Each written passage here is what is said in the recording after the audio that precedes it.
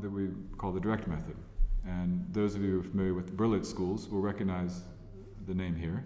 This is Berlitz, the man who founded it, is on this one side, and the other side is an advertisement for one of his schools in Paris.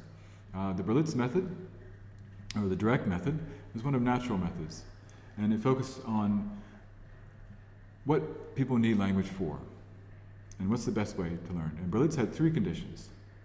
He said, in order to learn language, we need someone to talk to, we need something to talk about, and third, we need the desire to understand and make ourselves understood.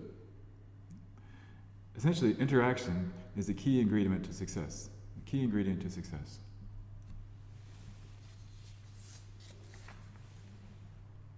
The principles of the direct method. Classroom interaction was conducted exclusively in the target language. Only everyday vocabulary and sentences were taught. Oral communication skills were built up in a carefully graded progression organized around question and answer exchanges between teachers and students in small, intensive classes. Grammar was taught inductively. New teaching points were introduced orally. Concrete vocabulary was taught through demonstration, objects and pictures. Abstract vocabulary was taught by association of ideas. Both speech and listening comprehension were taught. Correct pronunciation and grammar were emphasized. Now, you might ask yourself, what's so different about the direct method from the reform movement? Well, there's an absence here of linguistics. There's an absence here of science. And this is one of the criticisms of Berlitz and of the direct method, was that there wasn't really a basis in science, it wasn't a scientific basis. Now, the direct method proved so popular, I believe, because at the time, people needed to learn to communicate. That was what people needed language for. If you think about the 18th century and the amount of movement that was taking place among people from place to place, for example, in the United States, we had a huge influx of immigrants speaking dozens of different languages. It wasn't possible to teach them in their own language. We didn't have people around to do that. There was a huge need to get them to be able to speak English. And there was also a need to get them to speak English as quickly as possible. So it focused on everyday vocabulary. It focused on what they needed to survive in a new culture. They needed to be able to go to school. They needed to be able to get jobs. They needed to be able to talk to their neighbors, to get medical care, to deal with any kind of administrative needs. Basically, they needed just to get along. So there was, hence a need for everyday vocabulary, a stress for everyday vocabulary, and a stress for speaking. Obviously, reading and writing would come later, but they first of all needed to be able to speak. This was true also for people who were traveling, because travel became more popular then, and going to a new place. It wasn't important to read the texts, to read the great literature of a country you visited. It was important to be able to talk to people once you got there.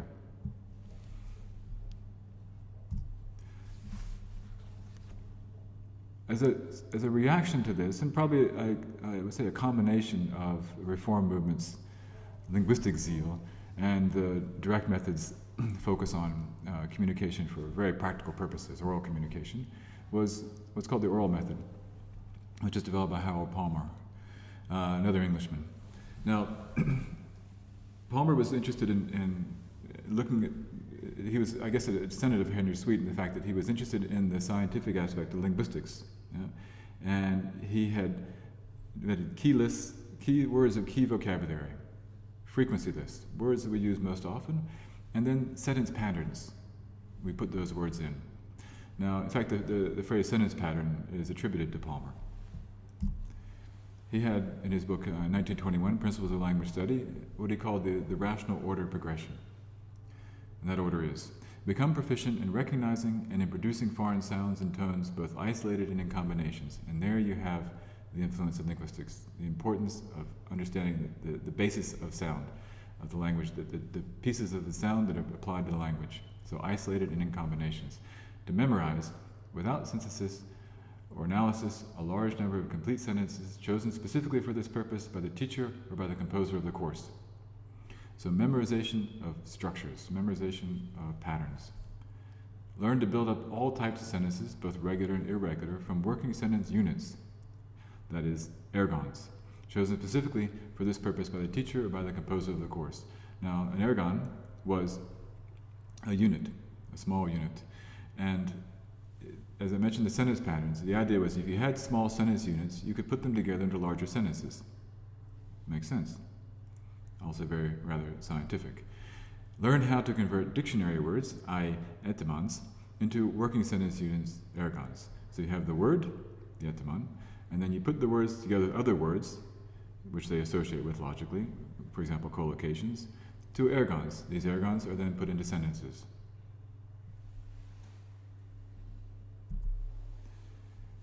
Another method that came along following this was the situational approach.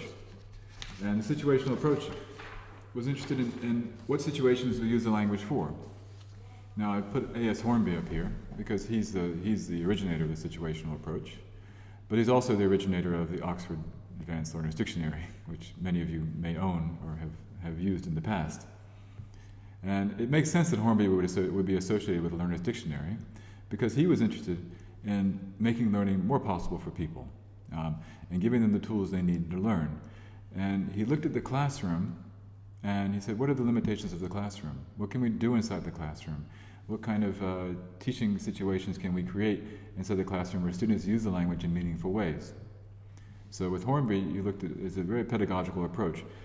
He thought, okay, well, you have a classroom, you have students, you can, for example, create a simulation of going to the bank, of buying something in a market. These are the kinds of things we do now. Role plays, for example. And the vocabulary you taught and the situations in the classroom was based on what vocabulary you needed to complete the task, to complete the role play, to make the situation make sense. And so, again, the words you need should be available to you, and you should be able to learn them yourself. And this is why the Oxford, the Learner's Dictionary was so important. It's a dictionary accessible to learners. Now, obviously now we see some of the limitations of this, because you can't always create a situation, and in the classroom, and if the situation you create is going to be artificial, there are not many variables, and it's not very realistic. Also, if you're just focusing on what situations you learn the language, you're missing out on some of the point of learning the language in order to use it more creatively, in order to apply to new situations. So obviously the situational approach influenced us later, continues to influence us now, but as an isolated method, it wasn't really that effective. Now, between 1950 and 1970, I've listed what's called, again, this is from Howat, the 7 principles of English language teaching. So let's look at these for a moment, and then we'll talk about a little bit about what comes after that. All 4 skills, all 4 language skills, listening, speaking, reading, and writing, should be taught, but the spoken skills should be given priority. Learning the spoken language meant acquiring a set of appropriate speech habits. Courses of instruction should be built around a graded syllabus or structural patterns to ensure systematic step-by-step progress. Vocabulary should be carefully selected and presented along with the new grammatical patterns in specifically written connected texts. Grammar should be taught inductively through the presentation and practice of new patterns in specifically designed classroom situations with visual and or textual support. Wherever possible, meaning should be taught through ostensive procedures and or linguistic context. Errors should be avoided through adequate practice and rehearsal. Now, take a couple moments to look through this list again, and you'll see elements of what came before, and tendencies as well, and also elements of what we continue to do today. In fact, this may look very familiar to you now in your teaching context. Obviously, you see that language is now considered to be more of an oral. The oral element of language is considered the most important, and that's the way we learn, through communication, through talking. But at the same time, it should be very structured, very controlled. Now, we move on from this into communicative language teaching and other methods as well, which we'll talk about in subsequent modules.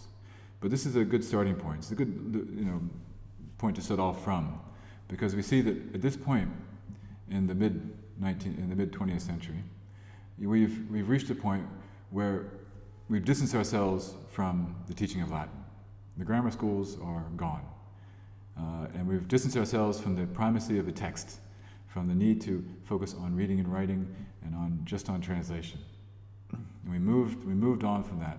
At the same time, we do carry some of the elements, the importance of accuracy, the importance of developing habits, the importance of controlling the input to the students, of grading it so they get it just in the right measured way.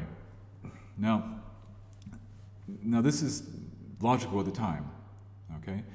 But as you know, and as we'll see, we've moved on from this quite a bit, and many people have taken off in different directions. And we don't frown so much on mistakes, and we look much more at letting students have the chance to be creative and to use language in a more meaningful way, and we don't control so much the input. However, if you open a textbook, you'll see very much this. You'll see grammar, measured, graded, and introduced from easy to more difficult.